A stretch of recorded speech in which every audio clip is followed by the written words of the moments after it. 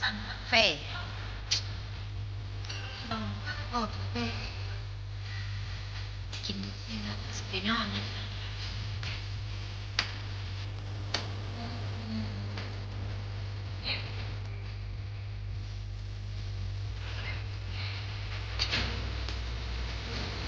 แค่ตั้งแต่แค่เลย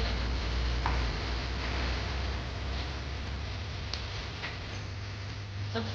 นั่นมะพร้าวน้ำหอมแบบฮอนเดดฮอนกินกาแฟแล้วก็ไปนอนร้านน้องเมย์รอคิวก่อนให้ข้าเจ้าแซงคิวก่อนอืม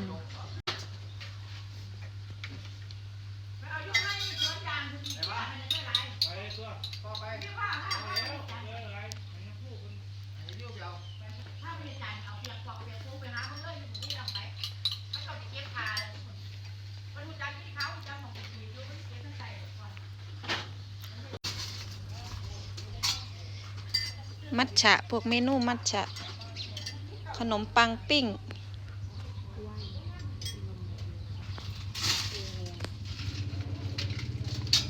ทานตะวัน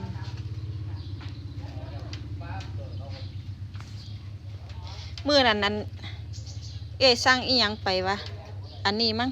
บอกพูมันไปกินแล้วมันติดใจมันมาสั่งเห็นวันมื้อนั้นสตรอเบอรี่อีหยังติดใจแล้วเพิ่นจากกินกาแฟน้ำแล้วมากินอันนี้ตามแล้วบัดนี้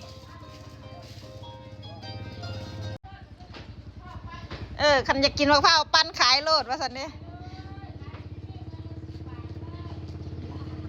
ขายอยู่ผู้ใดสิมาปอกให้ข่อยเนาะผู้ใดสิมาขูดให้ข่อยเนาะว่าเต้น้องเมย์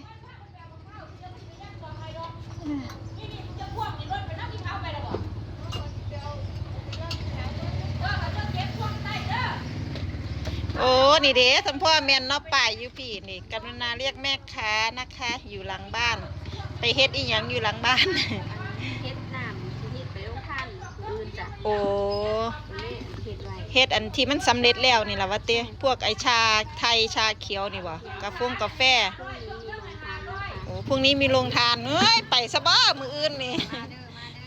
โรงทานที่วัดป่าใหม่วังไฮนะคะโรงทานที่วัดป่าใหม่วังไฮน้ำน้องเมย์โรงทานน้ำน้องเมย์ที่วัดป่าใหม่วังไฮพรุ่งนี้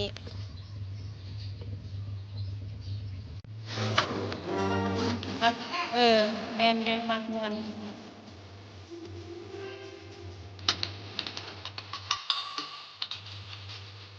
ไปช่วงเที่ยงบ่ายเอาตอนนี้เที่ยงตัวดิหมดตอน11:36กินแล้วก็ไปนอนพรุ่งนี้มีโรงทานน้ำนะคะ